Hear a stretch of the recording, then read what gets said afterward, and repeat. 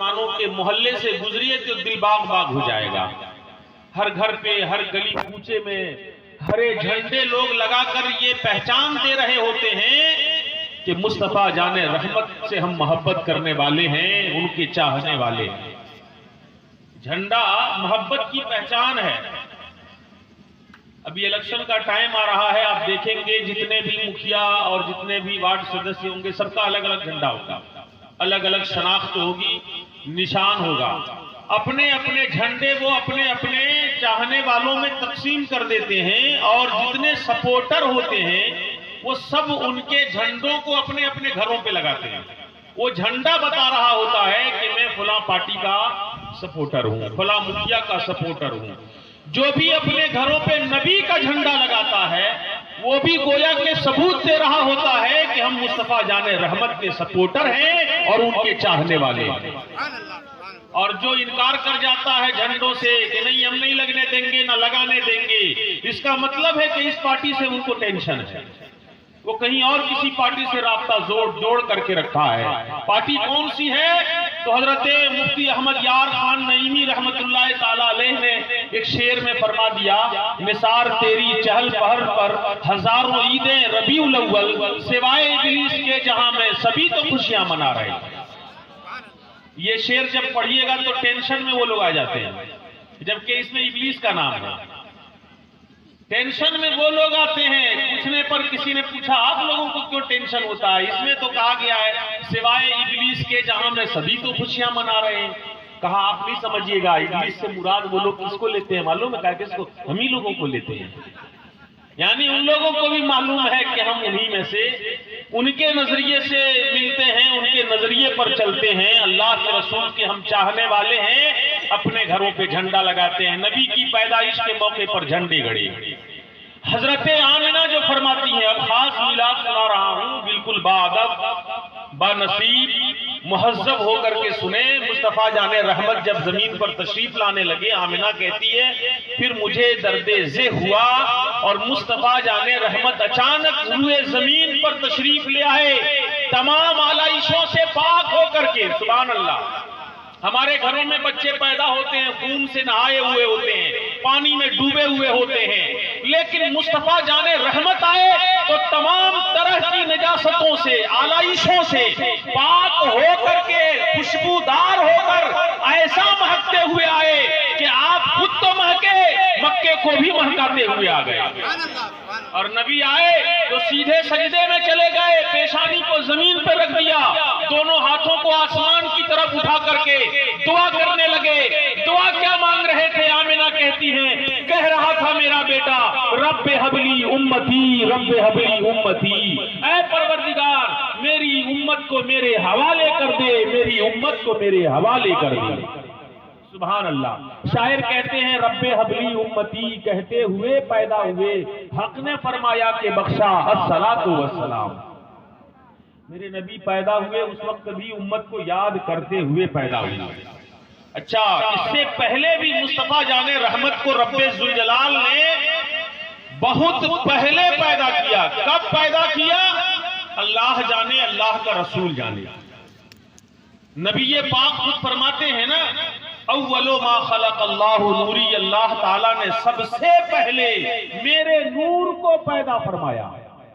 اب کب پیدا کیا وہ رب جانے، رب کا محبوب جانے. اور پیدا کیا اپنے قرب خاص میں رکھا. تو قرب خاص میں مصطفیٰ جان رحمت کیا کر رہے تھے؟ قرب خاص میں مصطفیٰ جان رحمت اللہ کی عبادت کر رہے تھے اور اپنی امت کی بخشش کی دعائیں مانگ رہے تھے. سبحان اللہ. تب بھی امت کی دعائیں مانگی، پیدا ہوئے تب بھی امت کی دعائیں مانگی. معراج میں جانے لگے، جب براق سامنے ہے جبرائیل امین عرض کرتے ہیں یا رسول اللہ سوار ہو جائیے. میرے آقا ارشاد فرماتے ہیں اے جبرائیل مجھے میری امت یاد آ رہی ہے، مجھے میری گنہگار امت یاد آ رہی ہے. جبرائیل امین عرض کرتے ہیں یا رسول اللہ میں اپنی طرف سے یہ پیشکش کرتا ہوں کل قیامت کے دن جب آپ کی امت پل صراط سے گزرے گی میں اپنے پروں کو بچھا کر انہیں پل صراط سے پار لگاؤں.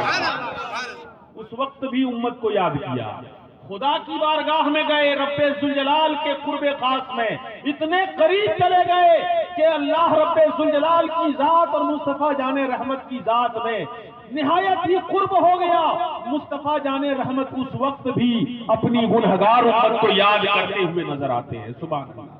وہاں بھی یاد کیا، اس پر بھی بس نہیں، جب میرے آقا وصال فرما گئے، قبر انور میں لٹا دیا گیا، صحابی کہتے ہیں میں نے دیکھا اس وقت بھی نبی کے لبھائے مبارک ہل رہے تھے، سبحان اللہ۔ اعلیٰ حضرت نے اسی لیے کہا ہے تو زندہ ہے واللہ، تو زندہ ہے واللہ، میری جشن عالم سے چھپ جانے والے نبیوں کو موت آتی ہے تو صرف ایک آن کے لیے، ہماری طرح نہیں مرتے ہیں، وہ موت آتی ہے انہیں بھی، مگر ان کی موت نرالی ہوتی ہے، مرنے کے بعد بھی وہ اسی طریقے سے جسمانی حقیقی زندگی کے ساتھ زندہ ہوتے ہیں۔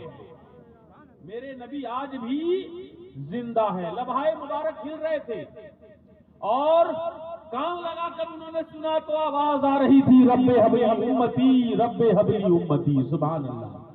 اسی پر بس نہیں، میدان محشر میں جب سب نفسی نفسی کے عالم میں ہوں گے، مصطفیٰ جان رحمت پل صراط پہ کھڑے ہو کر اپنی امت کے لیے دعا کر رہے ہوں گے، رب سلم امتی، رب سلم امتی، اے اللہ میری امت کو سلامتی سے پل صراط گزار دے، پل صراط پار لگا دے۔ جو نبی پیدا ہونے سے لے کر کے وفات کرنے تک مصطفیٰ جان رحمت بلکہ قبر انور میں بھی امت کو یاد کریں اور میدان محشر میں بھی امت کو یاد کریں، وہ امت اگر اس نبی کی یاد میں 2 گھنٹے بیٹھ جائے تو کوئی بڑا کام کیا نہیں، بلکہ پوری رات بلکہ پوری زندگی اگر نبی کے لیے بیٹھا رہ جائے گا تب بھی اس نبی کے احسان کا حق ادا نہیں کر پائے گا۔ 2-3 گھنٹے لوگ آتے ہیں محفل میں، بڑی مشکل سے آدھا گھنٹہ بیٹھتے ہیں، تاکہ لیے بولیے اب چل ڈھیر سن لیے۔ اب بتائیے نبی کے ذکر کی یہ محفل ہے، مصطفیٰ جان رحمت کا ذکر جمیل ہو رہا ہے، ان کی یاد کی جا رہی ہے، تو مسلمان اور جو غلامان نبی ہوگا ان کو کبھی نہ نیند آئے گی نہ تھکاوٹ آئے گی، دن رات نبی کا ذکر سنتا رہے گا اور تر و تازہ ہوتا جائے گا۔ جیسے جیسے نبی کا ذکر سنے گا ایمان میں حرارت پیدا ہوتی چلی جائے گی، تر و تازگی آتی چلی جائے گی، نہ اونگ آئے گی نہ تھکاوٹ آئے گی۔ تھکاوٹ آنے لگے تو سمجھئے دل قبول نہیں کر رہا ہے۔ نبی کا عشق ہونا چاہیے، اور عشق ہے تو عشق کا اظہار ہونا چاہیے، ہر گلی ہر کوچے میں پرچار ہونا چاہیے، اور سنی لوگ کر رہے ہیں۔ درود شریف پڑھیے، اللہم صلی علی سیدنا و مولانا محمد بارک وسلم، صلو علیہ صلاۃ و سلام علیکہ یا رسول اللہ صلی اللہ تعالی علیہ وسلم۔ پھر میرے آقا جب پیدا ہوئے تو حضرت عبد المطلب جو میرے نبی کے دادا جان ہیں، تاریخ کو بھی معلوم رکھیے گا اور یاد رکھیے گا، نبی کے دادا جان کا نام کیا ہے؟ حضرت عبد المطلب، اور آپ کے والد گرامی کا نام حضرت عبداللہ، ماں کا نام حضرت آمنہ۔ میرے نبی کو گود میں لے کر حضرت عبد المطلب خانہ کعبہ کی جانب بڑھے۔ کعبہ کی جانب جب بڑھے تو کعبہ مقدسہ نبی کی جانب جھکا اور جھک کر کے نبی کی بارگاہ میں سلام پیش کیا، سبحان اللہ۔